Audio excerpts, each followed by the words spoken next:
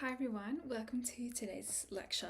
Hopefully you guys are all here for the exam revision lecture for HSC Maths Advanced. Just like to start off by saying welcome. We're just going to start today with a quick welcome to HR Notes, just in case you haven't seen us before. Essentially, HR Notes is just a company with resources and tutoring for HSC and prelim students. That's for New South Wales. We also do stuff for other states, but hopefully all of you guys are here for New South Wales HSC, so the other states don't particularly matter for you. If you want to check it out, you can just look at hrnotes.com. We've got heaps of free resources on HR Notes, so we're looking at some study notes, which are just like a comprehensive and complete notes for HSC courses that cover each of the syllabus points and include heaps of examples as part of each of your syllabus points. We've got lectures just like this one that are free to help you learn content and get familiar with different question types. Looking at discussions that are essentially just like Q&As with moderators and other students to share different experiences with exams, exam questions. You can ask questions of past students about their experiences, recommended study techniques, things like that.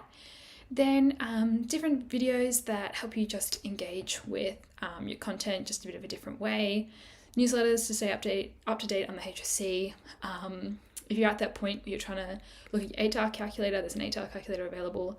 Different articles that have heaps of study tips and strategies, and lots of other resources as well. So those other resources include TutorSmart, which is the ATAR Notes tutoring platform for Year 12 and Year 11 students. And it's run by past HSC students who have done really well in whatever subject you're looking at, so they can give you some expertise and some tips on how to do well in those subjects if you're interested. We've got different study guides available that you can purchase with revision materials and practice questions based on your syllabus points, and there's also ATAR Notes Plus that's just got notes for every single HSC subject as well as text guides for all of your English texts as well. So we'll just start today with a little bit about me because I'm just now remembering that I forgot to introduce myself. Hi, I'm Alice, and I'm going to be the lecturer for today. So I'm currently studying medicine at the University of Newcastle. If any of you guys are thinking about medicine, would highly recommend Newcastle. Of course, I'm a little bit biased, but I absolutely love the program. So I graduated in 2022 with an ATAR of 99.3. So these are the subjects I did. Did Bio, Echos, English Advanced, Maths Advanced, and Tune Religion. And if any of you guys are interested, I tutor all of these at TutorSmart if you're looking for a little bit of extra help before the HSC. And I also run the HSC Maths Advanced class if any of you guys are interested in that. So this is my second ATAR Notes lecture series, and it's my first time doing the intensive sessions in preparation for your HSC exams. So I also lectured Advanced Maths in July, if any of you guys looked at that. And like I said, I tutor the HSC Maths Advanced class. It's me teaching the course. I try and create specific resources and things for you to look at to help you do and achieve your goals for maths. And like I said, I also do prep tutoring for HSC prep if anyone is interested. But yeah, so we're going to start today with a little bit of an overview. At the bottom of the page here, I'll just circle it for you. You'll see these different little, I guess, guides as to what section we're in. So each of these will become blue, just like this one is, when we are looking at that particular section. So you can help yourself keep on track of what we're looking at in each of the sections of today's lectures. But essentially, I'm just going to start with looking at today's lecture. So today, you're here because you're getting ready for your last ever maths exam. And that exam is around 1 month away.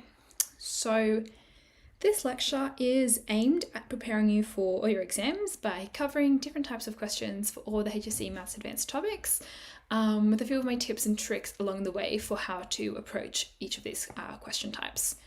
So this lecture has got a really big focus on types of questions rather than actually learning the content, so you're prepared for what you'll see in your exams. So if you're looking for a little bit more about actually revising particular content rather than just focusing on application style questions, have a look back through some of the past lectures and you'll be able to see a little bit more on content itself. But hopefully at this point you guys are all ready to start looking at application style questions. Just a little side note, you've finally done Year 12, yay. It's an exciting time. I know from experience it's easy to get mixed up in all the chaos and the stress of getting ready for your final exams, but don't forget to enjoy the fun parts of Year 12 too, and enjoy the fact that you've finally finished your actual formal schooling. That being said, take advantage of everything your school's offering, everything you can find online in terms of getting ready, and I have no doubt you will be able to answer any questions you're given. Make sure that even in this time you give yourself a little bit of structure. I know once you finish Year 12 it can be really tempting to just go with the flow of every day because you're so used to having such an uptight, tightly regulated schedule, but promise me and promise yourselves that you will create some kind of schedule for your studying. Just give yourself a little bit of structure to make sure that you're studying for each of your subjects and you're giving equal time to each of those subjects as well. Alrighty, so we're going to be starting today's lecture by going over what is going to be in the lecture. Anyway, that was a bit of a convoluted way to say these are the topics we're going to be covering. So we are going to first start by looking at the exam structure for your HSC exam. Just to give you a few of my tips as to approaching the exam, get yourself super familiar with what that exam is going to look like.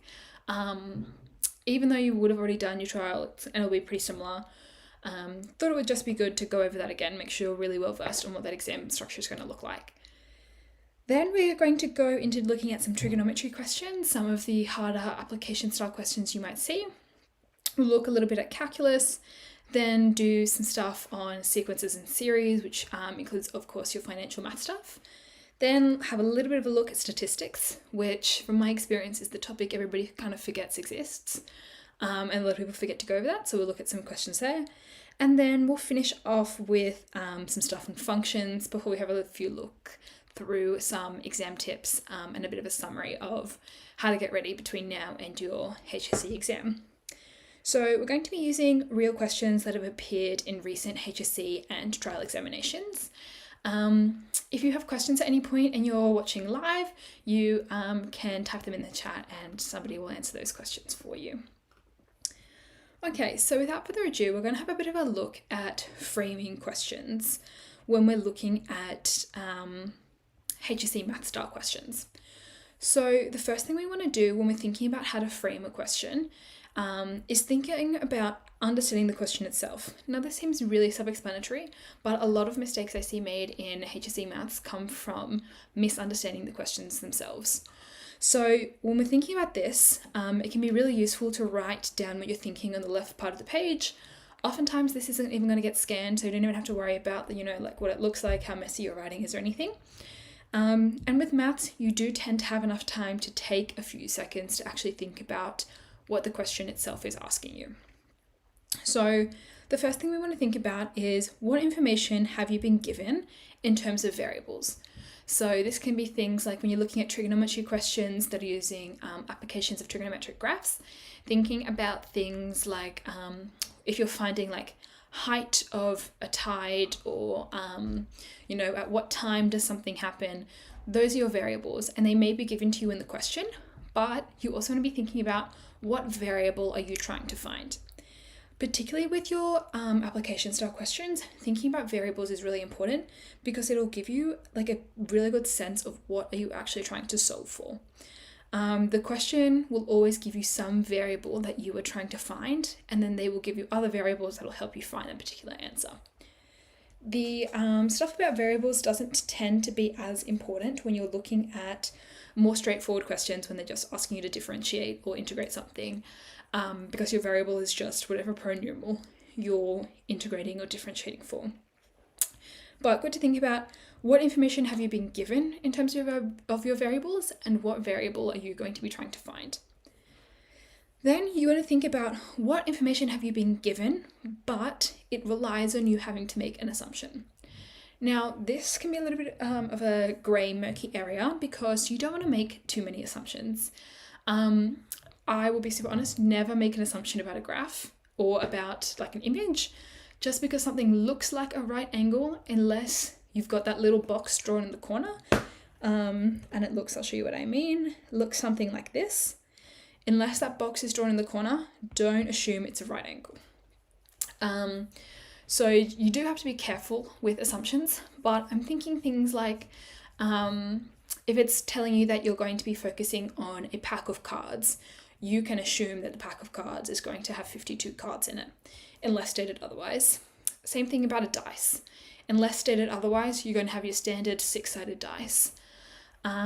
It's all those sort of common sense things that unless stated otherwise, so sometimes you will get questions that are like, you've got like a 12-sided dice or whatever, but unless it's stated, you can assume it's just your regular stock standard dice, deck of cards, think about you're going to have 24 hours in a day, things like that. Then the third thing you want to be thinking about is, what is your final answer going to look like? So this is thinking in terms of what units are you going to have.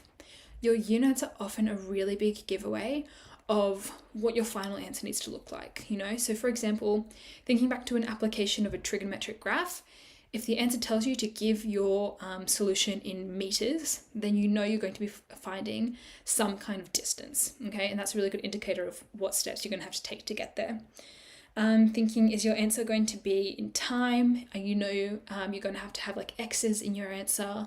If you're thinking about like differentiation or integration, thinking about if you're integrating something, your answer is going to have a plus C in it, unless you've been given data to, help you work out what that plus C is.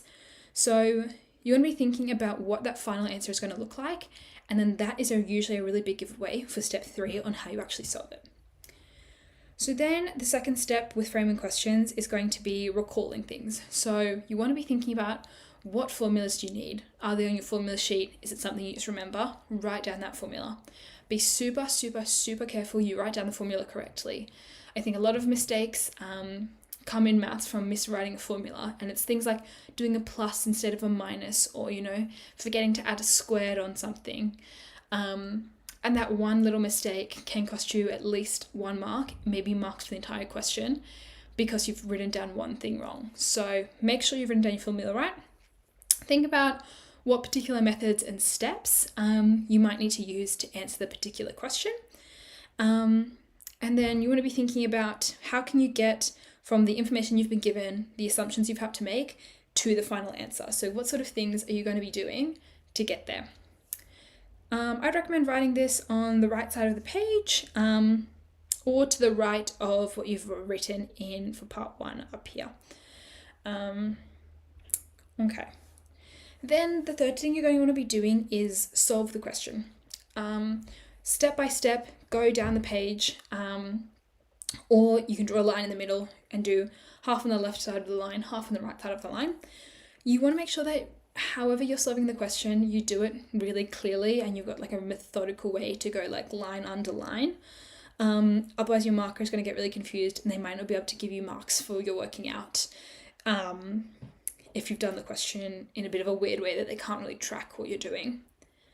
Then finally, we've got a checklist for success as step 4 to framing questions in the HSC. So the first thing you want to do, and I guess what all of this is trying to do, is check your answers make sense. So firstly, check all the information you've been given makes sense. So that's like checking that your final answer sort of makes sense with the information you've already been given. So it's like, if you're looking at units of something, we're thinking about money in a financial maths question. If he's only putting in, $500 into an annuity account for 2 years, ending up with like $150,000 is a little bit unreasonable. So make things make sense, make sure everything sort of fits with the information you've been given. You want to be checking all the information and all the variables you've put in make sense with the information you've been given in the question stem. Then next, for 2, you want to make sure and check once more that all your formulas are written correctly and the steps you've taken are correct. Just because one little mistake in writing down your formula can mean you miss out on all the marks for the question if you've made the mistake in line 1. Then you want to check each line of working for any mistakes. Again, looking at little things about, have you accidentally multiplied something wrong? Have you done a plus instead of a minus? Divided instead of multiplied? Just checking for each of those little mistakes that sometimes you might miss. Now, with maths, I would say personally, you do have enough time to do this as you go through the questions. If you are getting towards the end of the paper and you're feeling like you're a little bit low on time and you want to have a little bit more time to just go through questions, this checklist for success can be something that you come back to after you've had time to answer all the questions. So if you are running low on time, your checklist can wait until you finish all the questions and you come back for it. But in my experience, I will say you probably do have enough time to come back to the checklist, even if you feel like you need to answer the rest of the questions. So the next thing I'm going to talk about is summaries in maths. So hopefully you guys have written some summaries by this point because the exam's closely coming up. But what we're looking at here is why a summary is important. So I think writing summaries for each of the new concepts you learn, at this point, it's probably not worth going back and starting from the very beginning. So sort of write summaries for questions and new concepts you come across as you continue to learn the content and as you continue to revise. So for example, if you get a question wrong in a particular exam, write a little summary for that question and that question type. So you want to be including the relevant theory and the formula, and then you can include a worked example. So that could be including the question that you got wrong and just writing the correct solution and annotating that solution to see like why you did certain things, what the method looks like. Your summaries are really good things to go back on when you forget how to use a certain formula or how to work out a particular question type.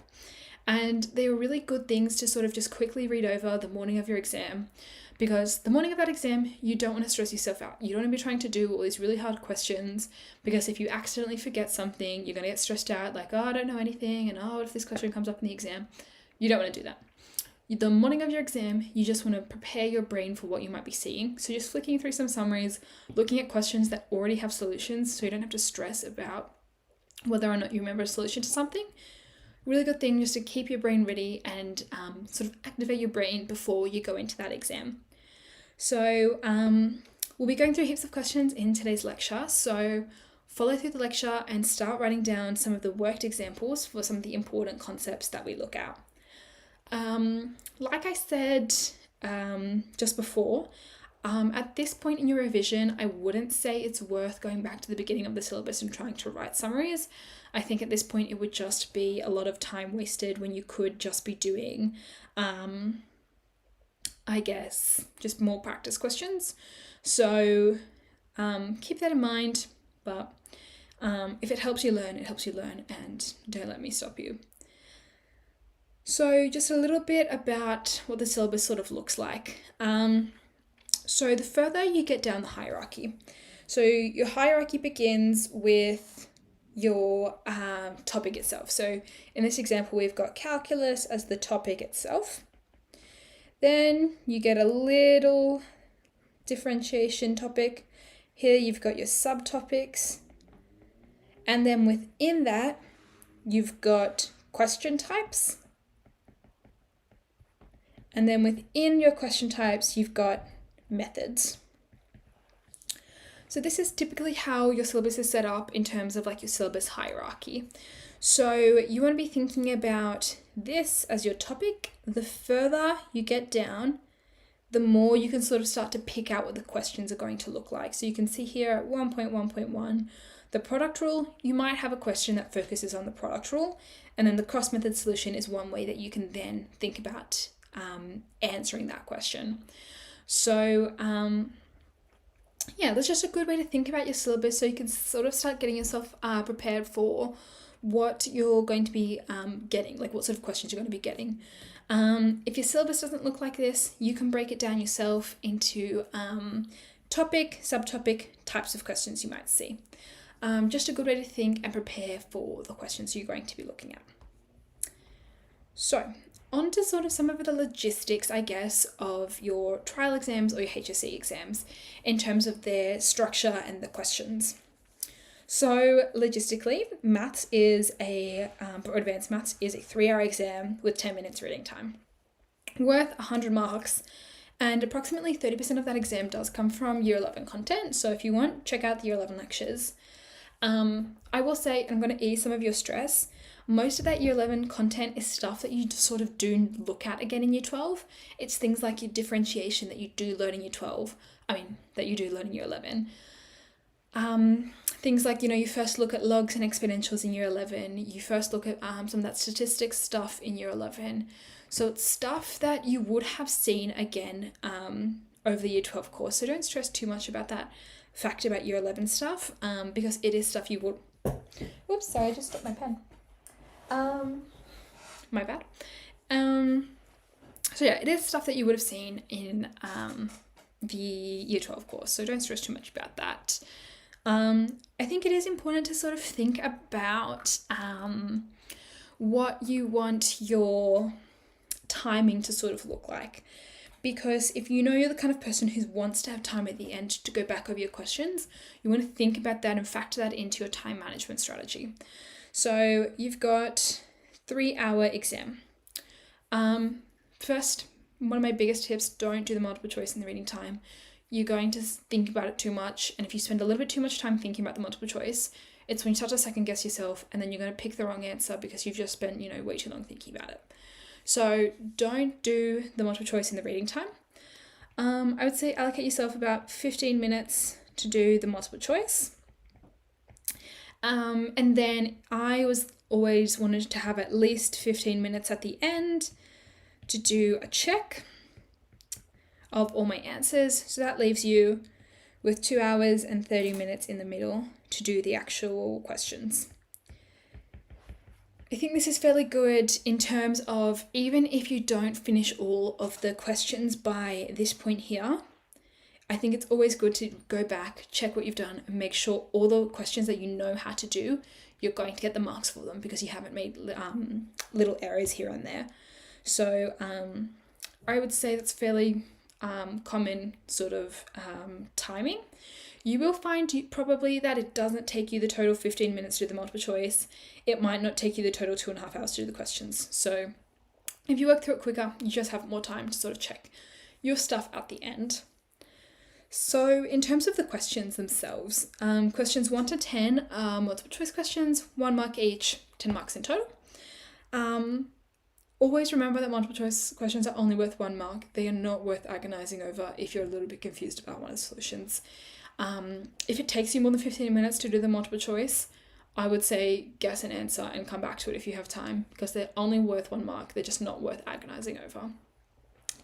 Then your short answer questions are worth 90 marks in total. You will find most of them have sort of multiple parts. So it'll be like, question 11A, 11B, 11C. And typically those parts A, B, and C all have something to do with each other. It might not be a direct follow on, but A, B, and C might all be different types of integration or different differentiations, or, they're all questions about arithmetic sequences or something. So yeah, keep that in mind that A, B, and C usually have something to do with each other. If it is following the question stem, typically you do part A because you need to do something with it in part B. So keep that in mind if you're looking at part B and you're like, damn, I don't think I have the information to do this, because you might have found the information you need in part A. The questions typically increase in difficulty. So you'll usually have, as you probably know, your last question will be the hardest question.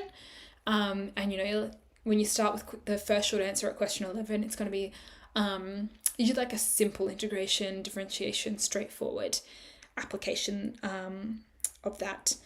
So keep that in mind, that as you move on, the paper will get harder. So just another very quick recap of the topics that we're going to be looking at today. So we've got functions, which includes graphing techniques. We've got trig functions, which has trig functions and trigonometric graphs included. We've got differential calculus, the applications of differentiation, and integral calculus. Then we're going to be looking at modelling financial situations. This is where all of your sequences and series come in. And then finally looking at statistical analysis, like I said, the forgotten one, looking at descriptive stats and bivariate data. That tends to be what people forget, and people will usually remember about random variables. But yeah, these are all of the different subtopics that we're going to be looking at in today's lecture. Okay, so we're going to start today with some trigonometry. Trig is fairly common questions you're going to get. You see your trig questions typically come up in the sense of they have a lot of applications, particularly your trigonometric graphs are typically heavy application questions, asking you to find depth of tide, times when the moon is high, things like that. So just looking at some tips for trig. So my first tip is to know all of the formulas that you might need for trigonometry. So this is knowing all the necessary formulas, which can all be found within your syllabus. You're never going to be asked something that falls outside the realm of your syllabus. So all of those formulas are available in the syllabus. You need to know what each of their variables stands for. So you need to know, for example, down here, what does sine mean? What does it mean if it's squared? What does this theta mean? So you want to know what all of your variables are. And again, just having an idea of sine, cos, and tan, and then sec, cosec, and cot. And you also want to know how to apply the formulas. Now, this seems a little bit self-explanatory, but it's remembering that you're using things like this when you get questions that are like, prove that this equals this. And you may have to use these sorts of identities and formulas to prove that, and it's not going to be so self-explanatory. It's also just recognizing all the different ways that you can sort of rewrite these identities. So, you might find that you can write 1 minus sine squared theta equals cos squared theta. So it's stuff like when you're trying to change things, you want everything to be in terms of cos, or you want everything to be in terms of sine. You can manipulate the trigonometric identities so that you can achieve that. Next, I would say super important to read the question. Again, seems obvious, but those wordy trig questions can sometimes cause you to skip over key elements of the question because there's just so much going on and there's so many words to look at. So you want to make sure that you take the time to read the questions and highlight all the necessary bits. Again, making sure you know all the variables that you're going to be asked to talk about in the question. These kinds of questions tend to be difficult to decode, so make sure you correctly and constantly are plugging in stuff in the correct formula. Okay, and then finally, there's a lot of stuff as part of the trigonometric subtopic of the syllabus, so you just want to be constantly doing practice trig questions so you get exposed to all those different question types and you're ready for anything that exam might ask you to do. So can't emphasize this enough. Practice, practice, practice. I'll highlight it too in case you missed it. Just want to do lots and lots and lots and lots of practice. Cool. So without further ado, we're going to have a look at our first trigonometry question for today. So we've got, this was part of the 2021 Sydney Grammar trial paper. I'd rate this on a scale of 1 to 3 in terms of difficulty of trigonometric questions, about a 2. So it's saying which expression is equal to the integral of 4 over 1 minus sine squared 4x dx. You've got 4 answer options, a quarter tan 4x plus c, 4 tan squared 4x plus c, tan 4x plus c, and a quarter tan squared 4x plus x plus c. So with this, I would always recommend before you read through the answer options or before you pick an answer option try and just solve the question yourself. So, when we're looking at this particular question type, I can rewrite this thinking about this identity here, cos squared x plus sine squared x equals 1. We can rewrite that as cos squared x equals 1 minus sine squared x. So we can actually rewrite this question as the integral of 4 over cos squared 4x, okay? Remembering that we can have this be true for any number of x's that we may have possible. Just going to quickly move this up a little bit. There we go. So from here, we can then say this is going to be equal to the integral of 4 sec squared 4x dx. Thinking about changing our cos into our sec squared, okay? Then from there, we integrate, we do 4 times 1 on 4 tan 4x plus c. Then when we multiply these two things together here, we're going to end up with just 1 tan 4x plus c. So therefore, our solution to this question is going to be equal to the answer C. Okay, so we can say this one here is going to be our solution. So you will find trig questions do tend to integrate other topics as well. Didn't mean to say integrate there, but this one is integration. So you can find applications of tan within all of your other subtopics, applications of trig within all of your other subtopics as well. Okay, so this one I would also rate a 2 in terms of difficulty. We've got the diagram above shows 3 checkpoints, A, B, and C in an orienteering event. Checkpoints A and C are such that C is 12 kilometers due north of A. One participant starts from A and walks in the direction of 50 degrees true. After 9 kilometers, the participant arrives at checkpoint B. So for part A worth 1 mark, find the distance BC and give your answer correct to 3 significant figures. And for part B worth 2 marks, what is the true bearing of C from B? Give your answer to the nearest degree. So this question, I would say they've actually been pretty nice to you in that they've already given you the diagram. So this was from the trial paper, the 2021 Sydney Grammar trial paper. So yeah, I've said they've been pretty nice in that they've given you the diagram and you don't have to draw it. If they haven't or hadn't have given you the diagram, I would still say super important to draw it so that you sort of know what you're actually looking at. And I think drawing it helps you get a really good idea of what you're actually being asked to find for parts A and B. I would say the reason that part 2 is worth 2 marks instead of just the normal 1 mark for like part A is because bearings are typically harder questions to answer. And I think a lot of people usually struggle with bearings. But we'll have a look at how you might answer this question. So we'll start by just looking at the solution for part A. So what we've been asked is to find the distance BC and give your answer correct to 3 significant figures. So the first thing I'm going to start by doing is, I'm just going to quickly redraw this diagram a little bit bigger just so you can see what I'm talking about here. But C, B, A, this is 9 kilometers. That looks a bit like an A, but it's fine. 12 kilometers, and this is going to be 50 degrees. So we're being asked to find BC. So what we know here is that if we are being asked to find this distance here, we have been given already, I'm going to change colors quickly, 2 sides and an angle. Having 2 sides and an angle is a key giveaway that we're going to be using the cos rule.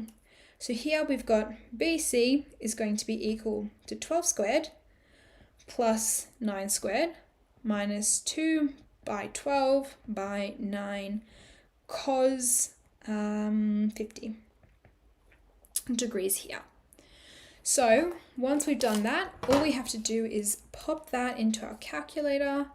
So we're going to get 12 squared plus 9 squared minus 2 times a times b, because, whoops, let me make sure my calculator is in degrees. We may as well talk about that while I almost made the mistake. Make sure that if your question is talking about degrees, your calculator is in degrees. You don't want to accidentally do something in radians because you're going to get the wrong answer and you probably won't even recognize that your answer is wrong. So super important that, we just make sure that you recognize when you calculate it needs to be in degrees and when it needs to be in radians. So from there we get BC squared equals 86.157, so on, so on. So then we can say, therefore, BC is equal to the positive square root of 86.157. Remembering it's only going to be positive because we're looking at a distance here. So then we're going to say our BC is equal to 9.2821. And then we've been asked to round it to 3 significant figures. So we're going to get 9.28 kilometers. So with this question, important to think about, is 9.28 kilometers a reasonable distance given the information we already have? We've got one side is 12, another is 9, so we can say with pretty much almost 100% confidence that 9.28 is a reasonable distance to be having in this sort of question.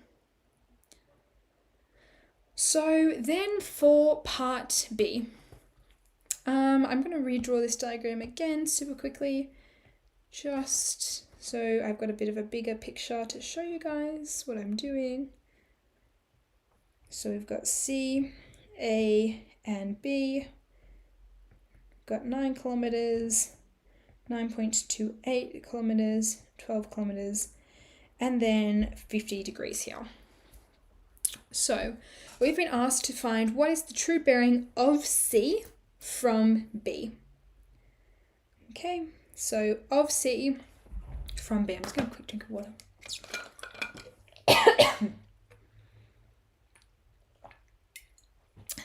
Sorry, had a bit of a tickle in my throat, but yeah, okay, anyway. So what is the true bearing of C from B? So first thing we're thinking about, if we want to find what is this angle here. So let's say call this one theta. So angle ACB is equal to theta.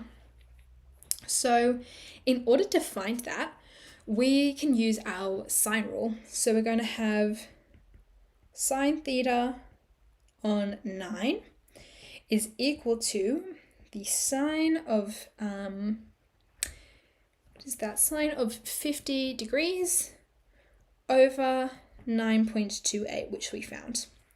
From there, sine theta is equal to 9 sine 50 degrees over 9.28.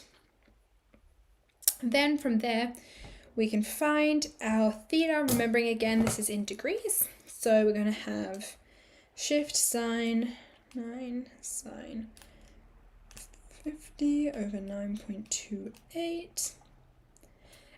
We're going to end up with 47.98. So let's round that off to 48 degrees. Now, because we have used the sine rule, we also need to check whether or not we can have an obtuse angle here. So to do that, we do, so to check obtuse angle, we do 180 minus 48, which is equal to 132. We already know that one of our angles is 50 degrees, so let's check if we could have a third angle. 132 plus 50, that is greater than 180. Therefore, theta is acute. Whenever you use the sine rule, you should always check for the ambiguous case that you may have an obtuse angle when using the sine rule. So then from there, we've found that angle, And we can say that our bearing is therefore equal to 360 minus 48, which is going to be equal to 312 degrees true. Okay, so yeah. If you're wondering why we can just do it like that, it's a little bit about some quick revision on angles. So if we're finding B from C, we are finding all of this. So we are essentially finding 360 degrees minus, let's just call that like little a there, minus a. Then when we've got two sets of angles that are on some parallel lines, so if I was to draw some parallel lines here, we can therefore say that our alternate angles here and here are equal to one another. So then once we found this one here, we can make this 360 minus theta to give us our bearing. Important here that they've asked you for the true bearing of C from B, so you do have to remember to do the true symbol there. So this is fairly, I would say, common style of question where they would ask you to find something in part A for trig that you then need to use in part B to find a bearing. So important to get yourself really familiar with bearings. As a general rule, usually what they've listed second is where you're going to be drawing your compass. So from whatever angle that's the angle you're going to draw your compass on to then find the bearing. So this is one of those questions that you would have looked at again in Year 12. Technically Year 11 syllabus though. So don't stress about that Year 11 stuff because you're going to do it, your Year 11 stuff, without even recognizing that it's Year 11 content. Yeah, that's about all for trigonometry in terms of the questions we're going to be looking at today. So now we're going to move on to calculus. Calculus is probably the biggest topic in terms of, I guess, like what gets made up in your exam. You do tend to do a lot of calculus in your exam, because that, I guess, covers like all your differentiation, applications of differentiation, and integration, which is a hefty part of your course. So looking at some tips for calculus, important that you don't forget your rules for calculus or the different stuff that you've got available on your formula sheet to help you do your differentiation and integration. Thinking about using the quotient rules, the product rules, chain rule, and remembering when you need to be using each of those things. If it helps you to use flashcards to remember when you need to be doing each of those things, go ahead, make some flashcards. Super important to remember when to use them in particular. I think most people remember the rules themselves because they are in your formula sheet, so you don't need to think too hard about remembering them. But yeah, just remembering when to use them is super important. Next, I'd say reading the question is really important. This seems so self-explanatory, like of course you're going to read the question before you answer it, but particularly like actually making an effort to read and understand the question, especially for your really hard application style questions. I think the best way to do this is to draw diagrams and annotate them. This is particularly important with the diagrams for doing optimization questions, so you know what you're actually trying to find. And then again, just like with trig, practice until your eyes fall out. It's so easy to forget how to use rules in calculus and to sort of get out of habit with when particular things need to happen. So things like remembering that the derivative of sine x is cos x, but then, the derivative of cos x is negative sine x, things like that. So you want to make sure that you're constantly practicing your skills and constantly exposing yourself to different question types. So yeah, super important to just keep practicing. So the first question we're going to look at for calculus today you know it's going to be hard because it's worth 5 marks for one question. So I have rated this a 3 in terms of difficulty. So this is from the 2022 King's School trial paper, looking at the syllabus area of calculating area under curves. So the figure below shows region R bounded by a curve, a tangent to the curve at B, and the x-axis. So it's giving you here the equation for this line is y equals 2x minus 1 all to the power of 4. And then you've got this point B here is 1, 1. Okay, really important that you actually read the diagrams. You can see that they haven't given you this information here or here in the question itself. So you need to actually read the diagram to know that. Then it's asking you to calculate the area of the region R. Okay, calculating area under and between curves is probably one of the hardest parts of calculus in Year 12. So if you think that this question is going to be a bit tricky, no stress, it is going to be hard. So yeah, I'll give you just 2 seconds to quickly think about that. I'm just going to check my iPad's got enough charge. Okay, we're good. So yeah, I'll just give you a few seconds to quickly think about this question and think about how might you approach this. And I also want you to think about why would this be worth 5 marks for what is seemingly just some integration.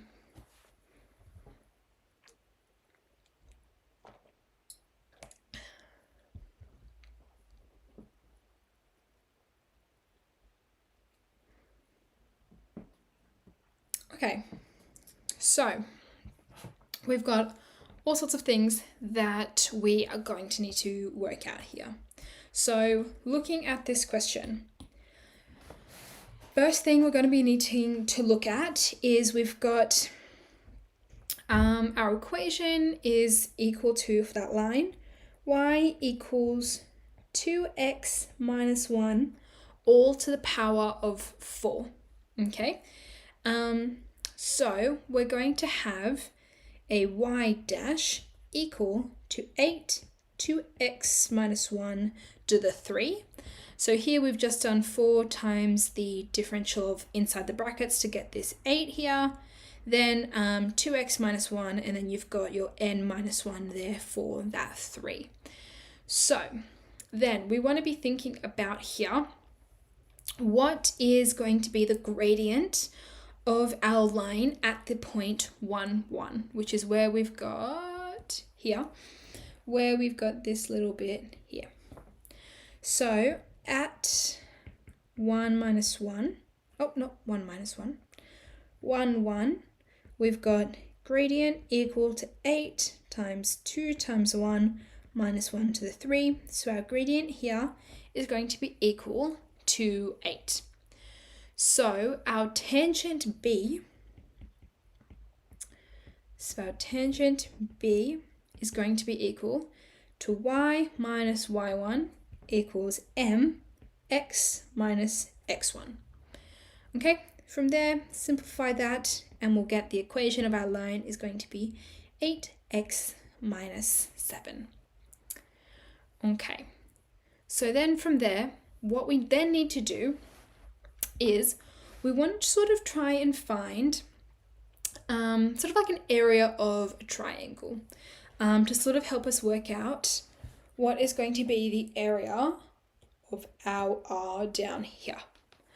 So in order to find that, what we want to find is an x value for when we are going to be intercepting the x-axis. So then from there, we want to make 8x minus 7 equal to 0 so that we can find that x-intercept for our line here.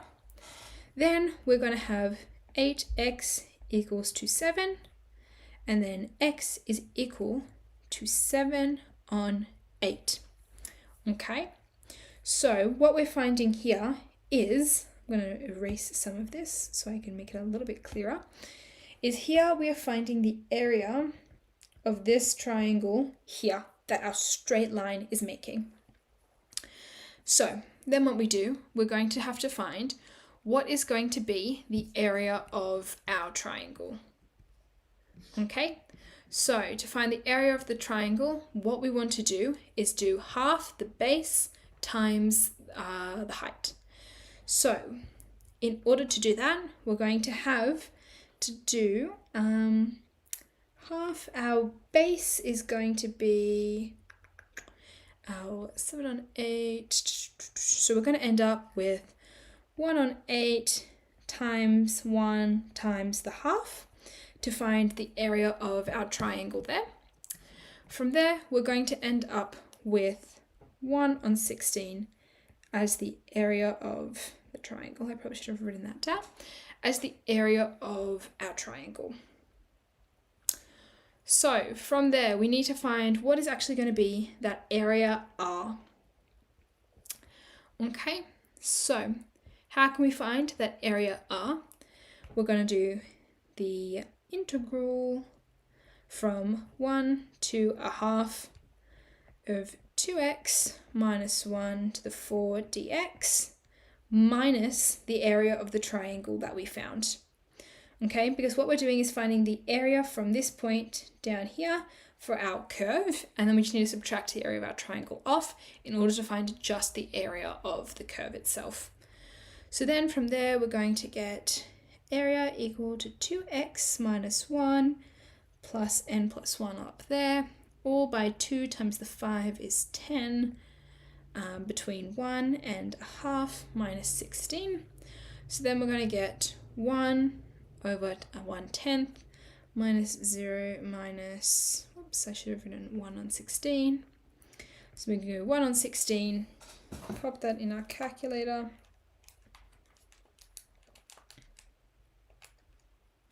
And we're going to get 3 on 80 units squared. So for this question, hopefully you can see why it was worth 5 marks. You had to do quite a fair bit to get the solution to this question. You had to work out the equation of a line. You had to find, you had to recognize that you needed to find the triangle. Then you had to find the integral and then subtract the triangle from that integral. So yeah, it's a fairly hard question. So yeah, don't be too discouraged if you would have found this initially hard. Hopefully you can see where everything comes from now. So yeah, hopefully you see, I think probably the hardest part is this triangle. So I'll look at that a little bit more. So hopefully you recognize the reason that this little base is equal to 1 on 8 is because if we know up to the intercept, it's 7 on 8. And we know at the point 1 where we're coming down, it's equal to 1, then we do 1 minus 7 on 8 to get us that 1 on 8 as the base. Then we know the height is just going to be the coordinate, the y coordinate of our point B, and we do half times base times height, which is where that half comes from as well. Okay. So yeah, that's that question. Fairly hard, but hopefully you know how to answer that now. So another fairly hard question from the 2021 Hurlstone trial paper. So this was a 2-part question, also totaling 5 marks, although that 5 marks is spread across 2 questions. So a piece of string of length 6 meters is cut into 2 pieces. One piece forms a square with sides x, and the other piece forms a circle.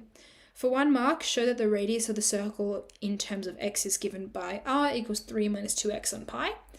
And then hence find the lengths of the 2 pieces of string which obtain the minimum area, leaving your answer in terms of pi. Really common for optimization questions to be worth a fair few marks, so this is pretty stock standard. Your optimization questions also tend to be quite difficult, which is why this is sort of a 3 in terms of difficulty. And I was going to say something else, but now I can't remember. Oh, it's also super common for your optimization questions to give you sort of something in part 1, so that even if you can't find it in part 1, you can use it in part 2. So don't be discouraged if you can't find or can't prove or show whatever it is in part 1, because they usually give it to you so that you can then use it in part 2, even if you can't find it in part 1.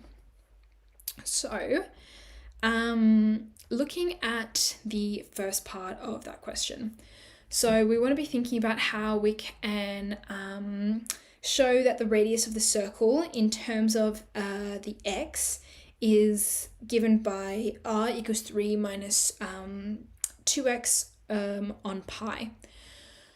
So for this, you'd get 1 mark just for showing it. That's all the marks come from. So what we're doing is thinking about the total perimeter of the square and the circle is equal to 6. And we can work out that square by doing 4 times x. And then the perimeter of the circle is 2 pi r, as just the general rule for the perimeter of a circle. Then from there, we just want to rearrange, and let's say 2 pi r is equal to 6 minus 4x, just by subtracting that 4x across. Then r is equal to 6 minus 4x on 2 pi. Take 2 out of this, you get 3 minus 2x all over 2 times the pi. Then cancel out your 2's, you're going to get 3 minus 2x on pi as your radius. And that's all you need to do for that first bit. Next, looking at the 4-mark part of finding the lengths of the 2 pieces of string that are going to obtain the minimum area, leaving your answer in terms of x. Okay, so first thing that we're going to want to do here is we're trying to find minimum area. So we want to find an equation for total area. So in this case, the area of the square is just going to be x times x, so we're going to get x squared. And then the area of a circle is pi r squared. Okay, then we sort of want to, rearrange that so that we can sort of get it in kind of terms of r. So what we do here is we can do like 3 minus the 2x squared on pi. So if we did like pi over 3 minus 2x on pi all squared plus our original x squared, so that we don't actually change the equation itself, then we'll get 3 minus 2x all squared on pi plus the x squared. Okay, so that's the first bit.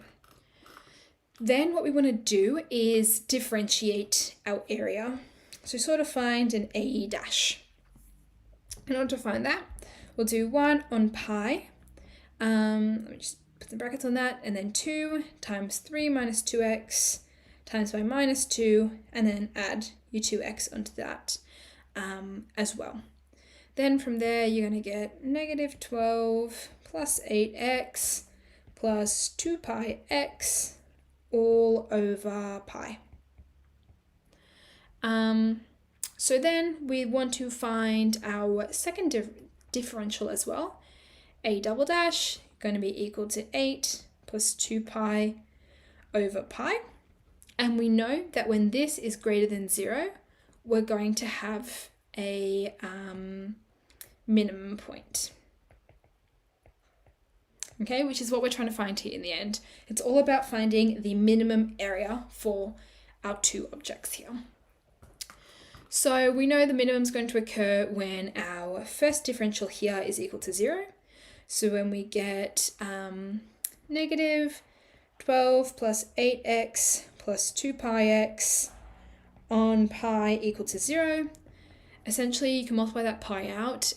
0 times pi is 0, but you're going to get negative 12 plus 8x plus 2 pi x equals to 0. From there, we can move across our 12, so it becomes positive. 2 pi x equals 212. Factor out the x, that's in common with both. So we're going to have x, 8 plus 2 pi equals to 12. So that means x is going to be equal to 12 over 8 plus 2 pi when we just divide that out, which if we simplify it to get rid of that factor of 2, we're going to have 6 over 4 plus pi as our minimum value for x. So from there, we are going to have, we need to find the length required for each piece of string. So then what we're going to do is first find the length required for the square. So we know that the area, the perimeter of that square is going to be 4x. So we do 4 times 6 over 4 plus pi, which when we work that out is going to give us 24 over 4 plus pi as the length of string required for the square. Then it's a little bit harder with the circle, but because we already know what the square is, we can just do our total length of string minus what we know we're going to have for the square.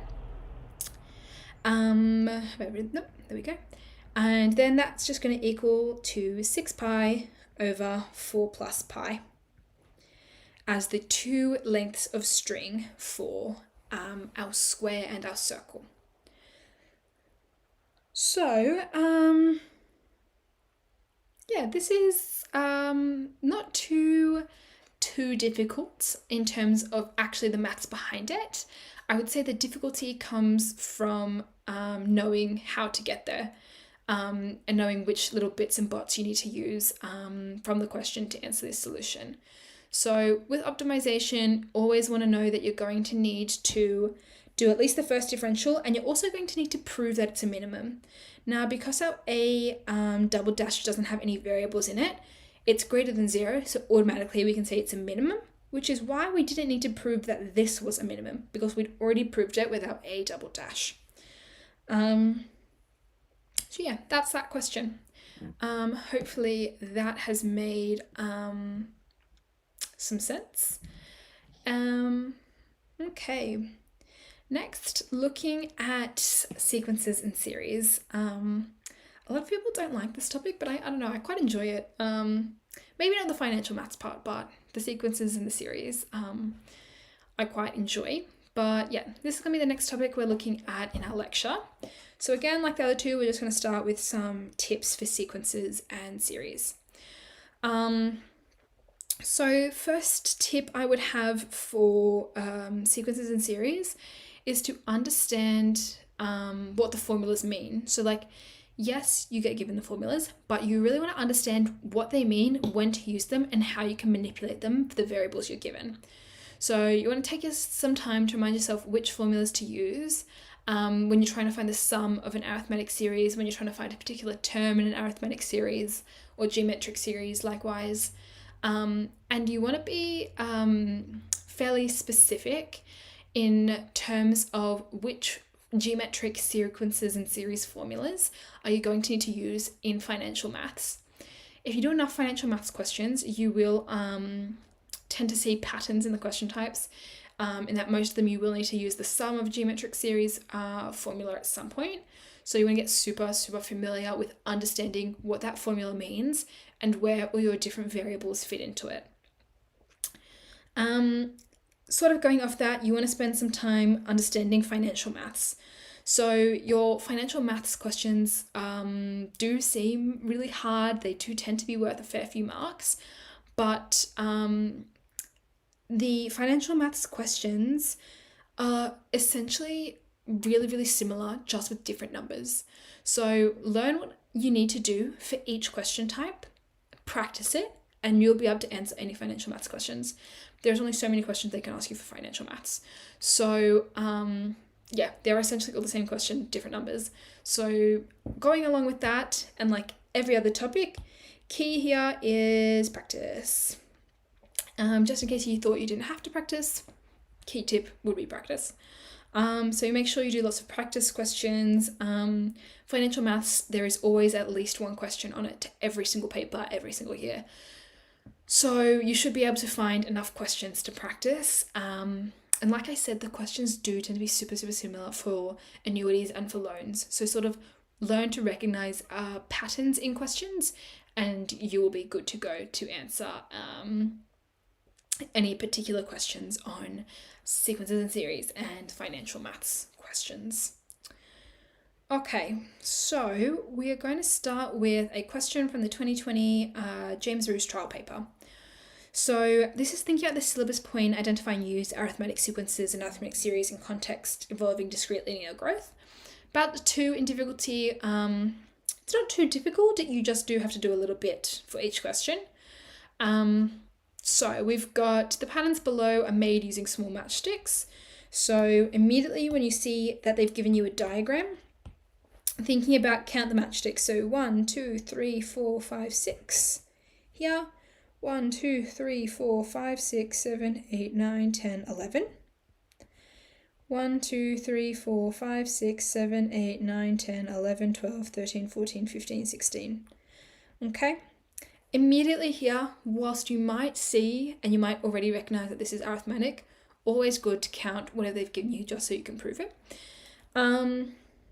That's embarrassing. They just told you how many there was, so you didn't even need to count them. Pretend I didn't count them, but if it didn't say how many there was, do count it. Anyway, should have read that. So pattern 1 requires 6 matchsticks, pattern 2 requires 11, pattern 3 requires 16. So for part A with 1 mark, write a formula for the number of sticks xn needed to construct the pattern with number n. 1 mark for part B, what is the largest pattern number that can be constructed using 200 matchsticks? And part C, 1 mark, how many matchsticks would be needed to construct all patterns from pattern 1 to pattern 20? So with this, you'll notice that they don't actually call it an arithmetic sequence or an arithmetic series. So you are required to sort of recognize that, but hopefully if they've given you this, or you're like me, you've already counted them, you recognize you've got 6, plus 5 equals 11, plus 5 equals 16. And you're recognizing that you're adding on 5 every time. So hopefully you recognize that you've got a arithmetic series on your hand. So let's look at the solution for part A. I think some people sometimes forget that they can ask you basic questions on arithmetic sequences and series. I think sometimes people forget that they're not all going to be about financial maths. So good to sort of revise this as well. So we've got our sequence being 6, 11, 16, whatever. We've already determined that our D is equal to 5. And we can say our A is equal to 6. So, therefore, our xn that they've asked us to sort of find is going to be equal to 6 plus n minus 1 times 5. Then we're going to get 6 plus 5n minus 5. Always want to expand those brackets. And then we're going to get 1 plus 5n. And yeah, that's all you need to do for this question. It's only worth 1 mark, fairly simple question, but there we go. Part B, sorry, that's my bad. We're thinking about what is the largest pattern number that can be constructed using 200 matchsticks. So from here, we found from the previous question, 1 plus 5n is the number for xn. So for which xn are we equal to 200? So then solve, minus the 1 from both sides. Pop that into your calculator. That's the case on my calculator. 199 divided by 5. And you're going to get 39.8. So with your arithmetic sequence questions, you're typically want to be rounding down because you can't make 40 complete patterns. The number of complete patterns you can do is 38. So therefore, 200 matchsticks makes 39 patterns. Okay, with your arithmetic and geometric sequences and series questions, usually you are required to sort of give it like a worded answer. So yeah, do be cautious of that, that you usually are required to do the actual worded answer. Cool. Then we're looking at part C. So we're thinking about how many matchsticks would be needed to construct all patterns from pattern 1 to pattern 20. Here, hopefully you recognize that we're trying to find the sum of the first 20 terms in our pattern. So we can use the formula Sn equals n on 2 times 2a plus n minus 1 times d. That's in your formula sheet, don't have to remember it, just have to recognize and understand how to use it. So we're going to use it here because we're trying to find total number of matchsticks between 1 and 20. So we get S20 is going to be equal to 20 on 2 over 2 times 6 plus 20 minus 1 times, what did we say D was? 5. Then from there, our S20 is equal to, let's pop that in the calculator, 2 times 6 plus 19 times 5 is equal to 1070. So therefore, you need 1070 matchsticks. Yeah, that's all you really have to do for that question. Fairly stock standard arithmetic sequence question. They've given you a pattern and you just have to apply different formulas to the question. So we're going to look next at a financial maths question, which tends to be what everybody dislikes the most. So this is a 3 in difficulty. I would say most of your financial maths questions are 3 in difficulty because they just require a lot of working out. I would typically say they're not actually that hard once you understand the logic behind each question. They just do require a lot of working. So that's why it gets a 3 on my difficulty score up here. Okay, part I. When Chris started a new job, $500 was deposited into his superannuation fund at the beginning of each month, and then the money was invested at 0.5% per month, compounded monthly. Let P be the value of the investment after 240 months when Chris retires. Show that P equals 232,175 and 55 cents, worth 2 marks. Then part II has 2 parts.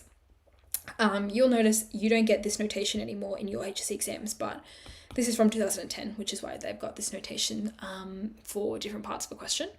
So after retirement, Chris withdraws $2,000 from the account at the end of each month without making any further deposits.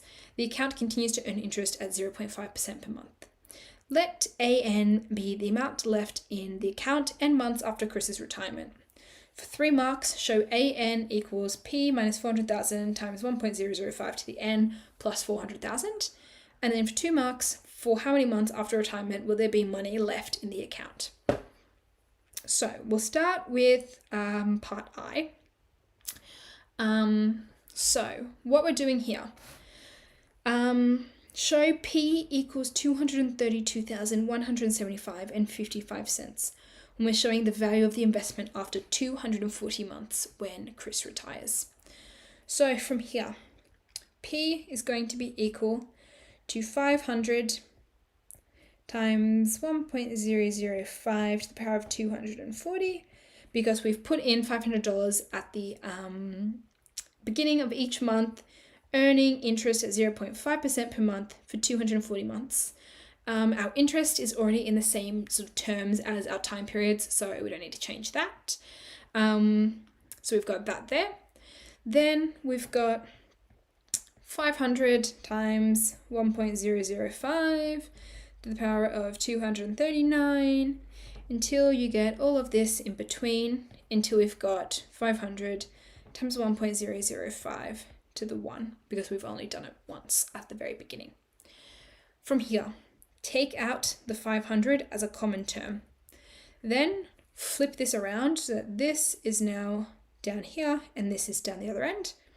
You'll get 1.005 to the 1 plus 1.005 squared plus everything in between until you get this bit here, and you get 1.005 to the power of 240. From there, take out one set of your 1.005, and you'll get all of that multiplied by 1 plus 1.005 plus 1.005 squared plus everything in between until you get 1.005 to the power of 239, because we've taken out one of them, which is why this is now 239. From there, we can create a geometric series. So we'll get 500 times 1.005 is equal to 1.005 to the power of 240, which is our number of terms, minus 1. Then our r minus 1. Chuck that into your calculator, and hopefully it's going to give me 232,000. 1 minute.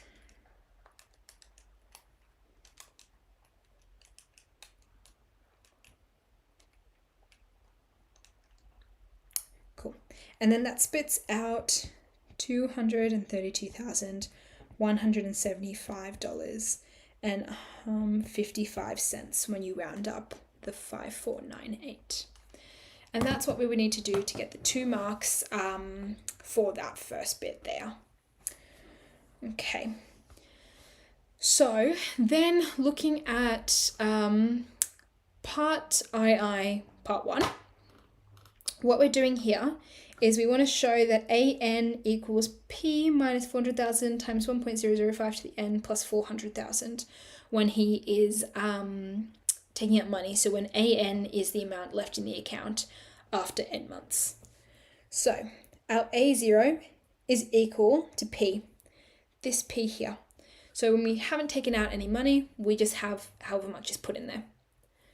Okay, our A1 is equal to P earning interest, taking out however much money we're taking out here.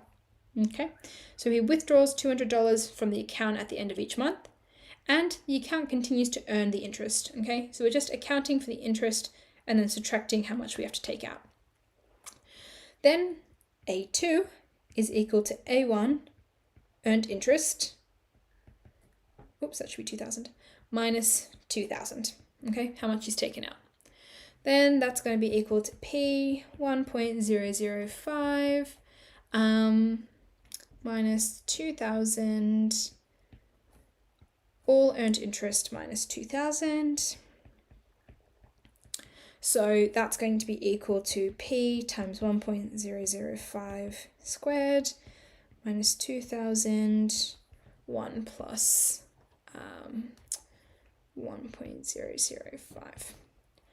Okay, so in general, we can say our AN is equal to A to the N minus 1 times by 1.005, so interest it's earned, minus the money we've taken out of it. Okay, so hopefully that is going to make sense. So then we can say from here, I might have to erase this so that I've got enough room. So hopefully you guys remember that. I'll rewrite that last line.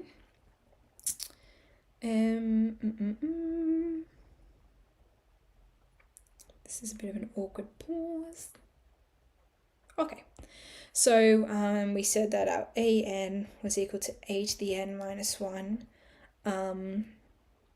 times by 1.005, so the interest minus that there. So then we could see in the pattern we just created that if we have AN, we're going to have P times 1.005 to the N, so these two N's match up, minus 2,000, 1 plus 1.005 plus everything in between until you get 1.005 to the N minus 1. Hopefully you noticed that from the pattern before as well. Here, whenever you see something like this, you're going to need to make a geometric series. So we're going to get P times 1.005 to the N minus 2,000 all multiplied by 1.005 to the N minus 1 all over 1.005 minus 1. From there we can rewrite this as P to the 1.005 to the n minus 400,000, which we get from dividing this 2,000 by that. So we can essentially sort of cross cancelling them out. You just divide this term by this term, and that'll give you 400,000. Then you get all of that times, excuse me, sorry. All of that times by the top of the fraction that we still have. So from there, we times all of that out, we'll get p to the 1.005 to the n minus 400,000 times by the 1.005 to the n plus 400,000. If we do minus 400,000 times by minus 1 will get us plus 400,000. And then from there, what we just want to do, collect our like terms. So we're going to collect that p minus 400,000 all being multiplied by 1.005 to the n plus that 400,000 that we've got. And then just rewrite it how the question has it. So essentially these last two lines are the exact same thing, just rewriting it how the question stem has it written. And then that is how we show that our AN is equal to P minus 400,000 times 1.005 to the N plus 400,000. Worth 3 marks because you just have a lot of steps to do. So yeah, hopefully you see how that sort of question is done now. Okay, and then the final part of this financial maths question. For how many months after retirement will there be money left in the account? So essentially trying to find when does our AN equal to 0. So when do we have P minus 400,000 times 1.005 to the N plus 400,000. When does all of that equal to 0? Okay, so we can sort of rewrite that as 1.005 to the N equals 400,000 all over 400,000 minus P. Then sub that P back in. We get one, so the N equals 400,000 all over our 400,000 subtract 232,175.55. In order to get this N out of the exponential, what we then want to do, take the log of both sides, log of 1.005 to the N, which we can then just bring that N at the front because it's just an indice in a term of logs, equals log 400,000 over 400,000 minus 232,175.55. Then N is equal to, I might not rewrite this because it's just going to take a long time. So that N is equal to all of this divided by this bit here, log of 1.005, which when we pop that into our calculator, it's going to take a hot second in the calculator because there's so many numbers.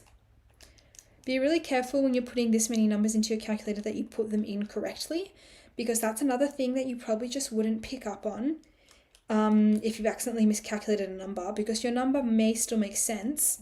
It just won't be the exact right number because, you know, you've forgotten to put in one of the zeros or something like that. So then that equals to, let me just double check I've done this right. 232.175.55 over log 1.005 equals 174.143. So this isn't asking how many withdrawals he's making, it's asking for how many months after retirement will there be money. So then we round that up and say therefore 175 months there will be money. Okay, it may not be the full money that he wants to withdraw, the full 2,000, but there will still be money, which is why we round this up. Okay, so moving on to stats. Again, looking at some tips for statistics. This first bit, don't neglect easy concepts. A lot of people forget that they can still ask you about the median, they can still ask you about the interquartile range, they can still ask you about the mode, they can ask you about pretty much whatever they please in your HSC questions, okay? So remember that they can still ask you about that. So do some revision on the median. How do you find the interquartile range? How do you find the mode? How do you find the range? Look over them, I would say at least every 2 weeks, just so you don't forget about them. I think with statistics, trying to teach somebody else the statistics stuff will help you understand the topic more. Whether that's actually trying to teach someone in your, like one of your friends, one of your families, or just like imagining yourself like running a lecture like this, trying to teach a group of year 12 students about a particular concept will help you just understand things a little bit better, I think. So I would definitely recommend that. And in case you couldn't have guessed it, practice. There aren't a lot of questions on stats because it's fairly new to the HSC. So you'll only be able to use the past few years' papers. So use your trial papers as a starting point. Ask around for more questions. Look at your textbooks. Get your hands on a few textbooks if you can. And just have a look at all the different sorts of stats questions that you might get asked about. Okay, I'm just going to quick drink of water while you ponder.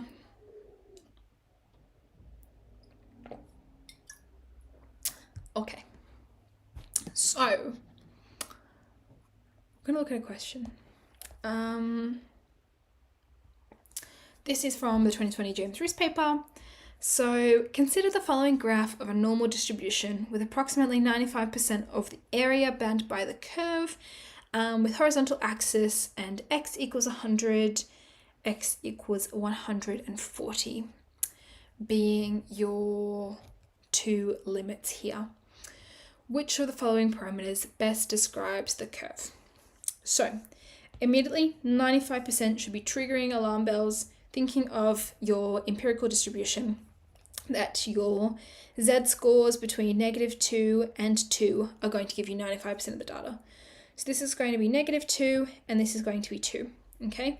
So that indicates that there is going to be 40 units between these two things, okay? So what do we do from here? What is going to be our mean? What is going to be our standard deviation squared? Okay, is essentially what we're looking at here. So we're thinking our mean is essentially going to be what is exactly halfway between 100 and 140. You're going to end up with 120. Okay, then you're going to have here -1 and 1. So we can tell between the mean and our z-score of 2, we've got 20. So our z-score of 1 is going to be 130. So therefore, our standard dev is equal to 10.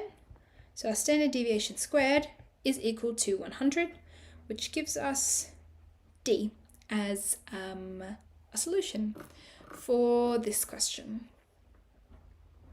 Looking at another multi-choice question, consider the following graphs of two normal distributions, N1 and N2.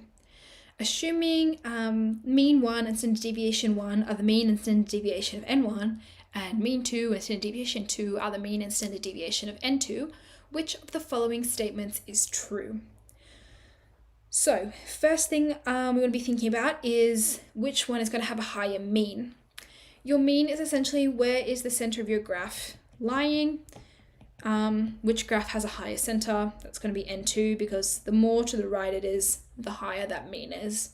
So immediately we can cross out these two because we know that the mean 2 is going to be greater than the mean. Whoops, I've done this the wrong way around. The mean 2 is going to be greater than the mean of 1. Okay? Then you want to be thinking about the standard deviation. So graphically, your standard deviation is about how spread is your graph. So how flat is the graph? The more flat it is, the higher its standard deviation is going to be. So we can see our N2 is more flat than our N1. So therefore, our standard deviation 2 is going to be greater than our standard deviation of 1. So then that leaves us with D as our answer to this question. So there's a 2 in difficulty. It does rely on you knowing what graphically the mean and the standard deviation look like, but they are not particularly hard concepts. So yeah, that's just some stuff on stats there, just some multi-choice questions. Moving on to our final topic for today, functions. Finally, the last set of tips for functions. Want to think about first about remembering what you need to put in your graphs. Always need to label the x and y axis. You need to write the equation to the graph when you're doing it after you've sketched it.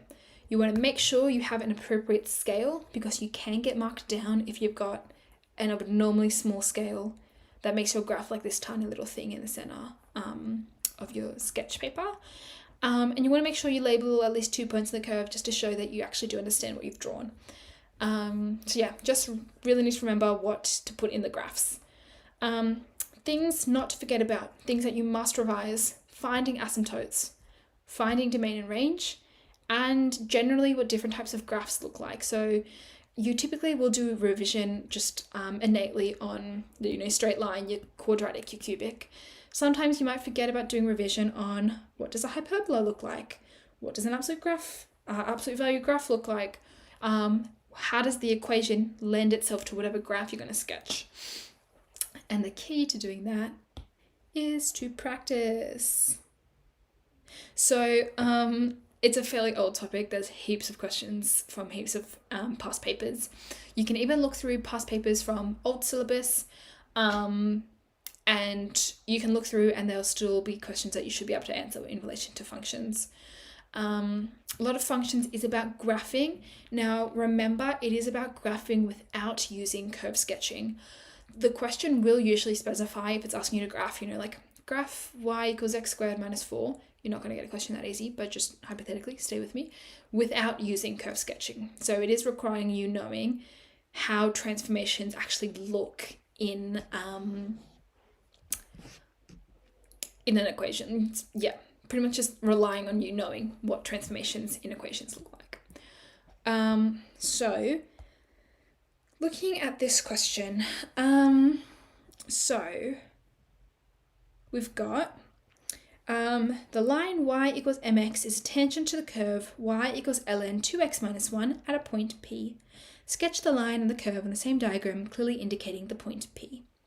For 2 marks, so you'd get a mark for sketching the line, a mark for sketching the curve. Then for part II, show that the coordinates of P are 2m over 2m, and then 2 plus m. Sorry, I said that wrong. 2 plus m over 2m, and then 2 plus m over 2. And then hence show that 2 plus m equals ln 4 over m squared. Honestly, I probably should have given this a 3 in terms of difficulty. Probably a little bit of a hard graphing question, but we're going to do it nevertheless. So immediately what we want to be thinking about is the line y equals mx is a tangent to the curve y equals ln 2x minus 1 at a point P. So y equals mx means we are going to have a straight line. So we've got a straight line that is going to go through the origin because we don't have a plus c. So bear with me, actually I might draw the curve first. So we're thinking about ln 2x minus 1. Going to sort of go through, let's just say this here is going to be the point 1. Then we're going to graph our curve, let's say goes like that there. So then label it y equals ln 2x minus 1. That's going to be our point 1 there. And then we just want to draw a straight line that has a tangent to that at some point. That will do. Obviously, if you were drawing this in your exam, or if you're having a go drawing it right now, use a ruler. Then you've got P. Sorry, I don't know why I drew that so weirdly. Point P here. So yeah, thinking about the asymptote on this, going to happen at a half for the graph of y equals ln 2x minus 1.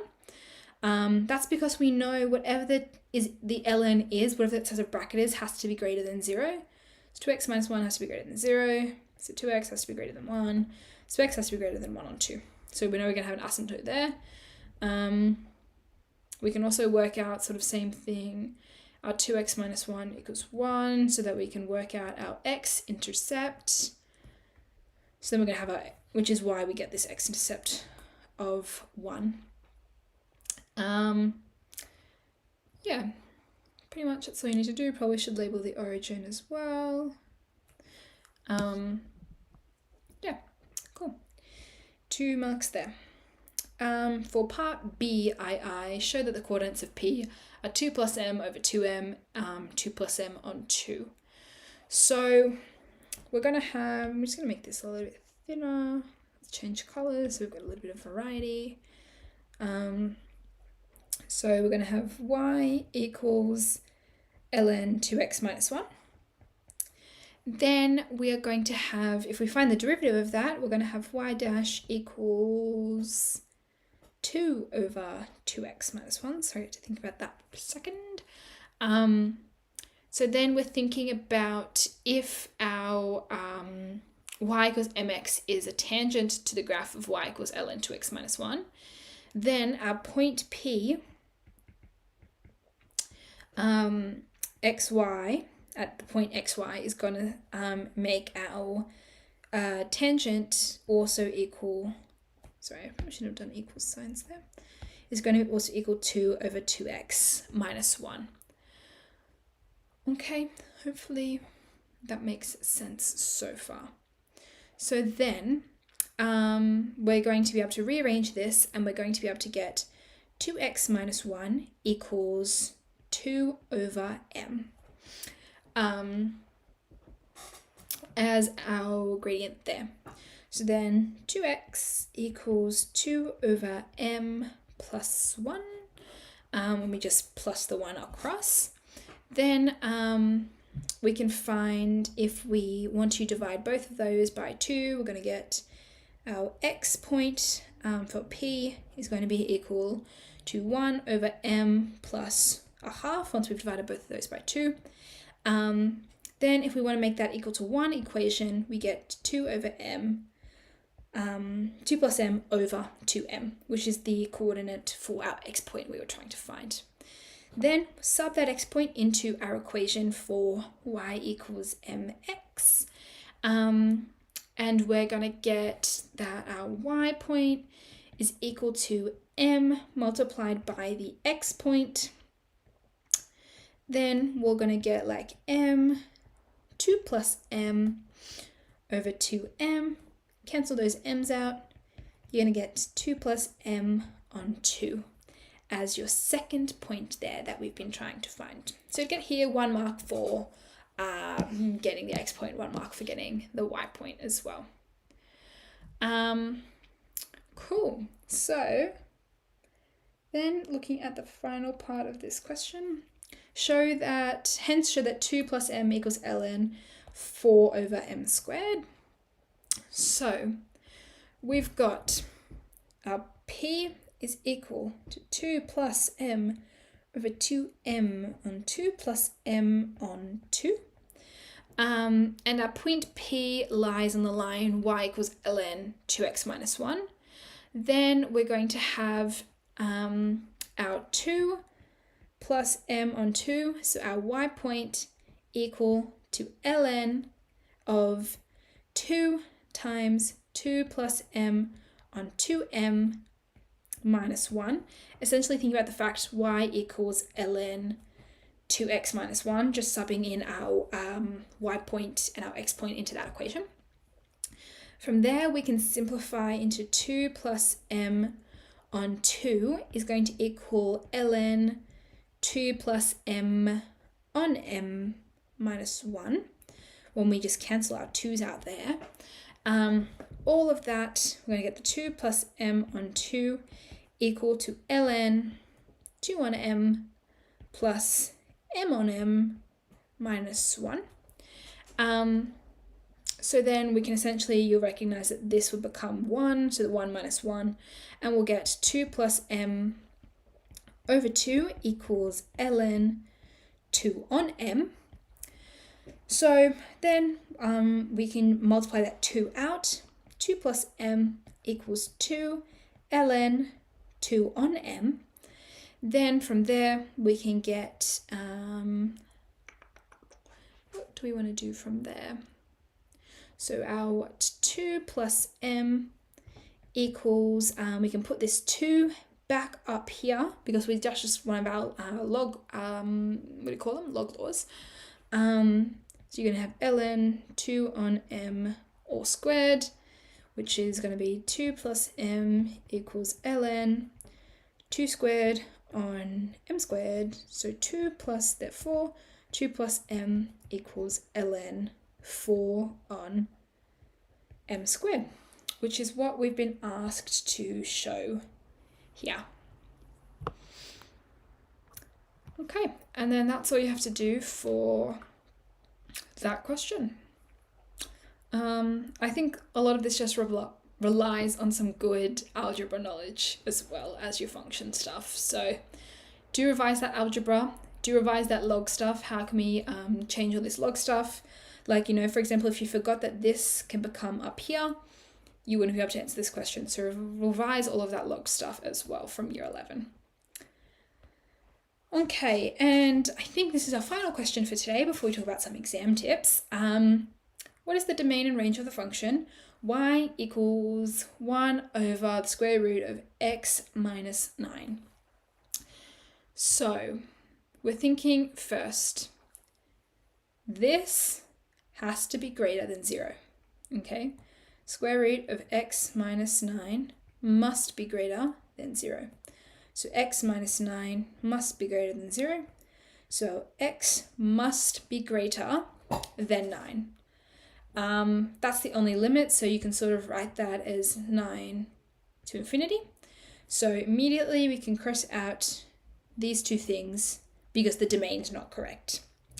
Then these, you'll notice, are very, very similar, right? The only thing that's different between these two things is this is a squared bracket and this is a round bracket. So you don't even need to work out the range. It already tells you. From here, we recognized that we can't have the denominator equal to 0, right? So this is why we haven't written it as greater than or equal to. It's just greater than. So we're just going to have the round bracket because it can't be equal to 9. Okay, this hard bracket means could be like, it's like greater than or equal to. This one is just greater than. Okay, and I'm pretty sure that's our last question for today. Yeah, got some little marks there. Okay, so we're just gonna have a look, few final exam tips as my parting message to you all. Seems so self-explanatory, but make sure you understand the content. Know your weak areas, know the topics you don't like, and focus on them, okay? So don't neglect these topics just because you don't like them. You think you'll get the most payoff studying the topics that you're weak at because that's where you're going to gain the most marks, right? Because if you're, say, for example, already super confident with functions, studying more and more functions stuff isn't going to gain you any marks because you've already got those marks anyway. Where you're going to gain marks is trying to focus on the areas you're weak at that you wouldn't have got the marks for otherwise, and then work on that stuff and you'll gain the marks for that area. If you want to understand what's expected from you in, sorry, that should say the HSC exam, not the trial exam. So essentially understanding the topics that you have to put in there, understanding what the questions are going to look like, understanding common question patterns for HSC style questions, And sit trial exams under exam conditions, or if you want to do HSC papers, look at the HSC papers as well. Do them under timed conditions so you can get used to the timing that you have to do for the questions. Okay, you want to be super familiar with how much time you're going to be able to spend on each of the areas. So don't neglect it. Whoops, sorry, I didn't mean to do that. Don't neglect that stuff. It'll be fine. Just try and sit them under exam conditions. I know it's gross and I know you don't want to, and I know it's going to take up a lot of time, but it will pay off in the exam itself. So some more little stuff just about some of your goals. Do a little bit of maths every day. Even if you're not focusing on maths on a particular day in terms of like your studying, just do one question in the morning. One question from a paper every day gives you good exposure, helps you not forget the key patterns, helps you not forget the formulas you have to use. Discipline is really important in terms of doing well in the HSC. And it's the people who work hard and just do a tiny little bit every day will do the best. I will say schedule rest days every week. Days when you're not feeling it, days when you don't want to do as much work. Try not to feel guilty about it. I think a lot of people feel guilty taking time off during the HSC when they want to study. But even if you don't want to schedule a whole day, schedule at least a few hours every week to just rest, to do nothing, watch a movie, watch your favorite TV show, do something, do the things you love. Helps you just maintain some of your motivation so you're not so focused on studying all the time. You do want to give yourself a bit of a break. Or you'll just burn yourself out before you even sit the exams. So yeah, schedule rest days, do things that you love. And then some HSC specific study tips. Do practice exams for every topic, timed conditions. Ask your teacher if they have any topic tests available. HSC Notes has some topic tests. If you want to practice consolidating knowledge rather than, looking at textbook questions, our exam questions for topics that you just want to, topics you just want to get the basics down before you practice the applications, do some of your textbook exercises. Summarize your knowledge for your topics somewhere, whether that's on palm cards, making yourself summary posters, summary notes, creating a little video for yourself or like a little, podcast, like a voice memo on how to do something. Something that you can look back on in case you forget how to do something. Some stuff about reading time. I'm going to start with the don'ts. Don't do the multiple choice. You can read them in the last few minutes if you've already read through all of the other questions, but don't try to do the multiple choice in the reading time, otherwise you will just overthink it and it's going to be chaos, okay? Instead, use the reading time to look over questions, keep in mind which questions are going to take longer, and leave them, okay? Sort of make a mental note of, I think question 29 is going to be really hard. So when you get to 29, mark it, come back to it, okay? If you know it's going to take you a little bit longer and you want a little bit more time. And as you're flicking through the paper, try to recall key formulas and things such as like your plus C for integration. You never want to forget it. Recalling which differentiation or integration formula you're going to have to use. Just key formulas, key stuff for certain questions as you're flicking through that paper. A few little bits and bots about checking your working. There's a few things you want to check. Calculation errors. If you have time, go back, recalculate everything.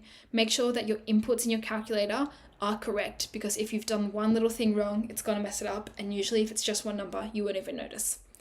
Check for your silly mistakes. Things like misreading something or miswriting something, positives instead of negatives. Check your units. Check that you've written plus C if you're doing integration. And just make sure you've read the question really, really well. You want to make sure you answer the question. So you can highlight parts of the question or make a plan for your response. You want to make sure your handwriting is legible so that whoever's marking can actually give you marks, because if they can't read your writing, they can't give you any marks, right? And then just read over your responses to see if you've missed any key information, any key calculations, key formulas, things like that.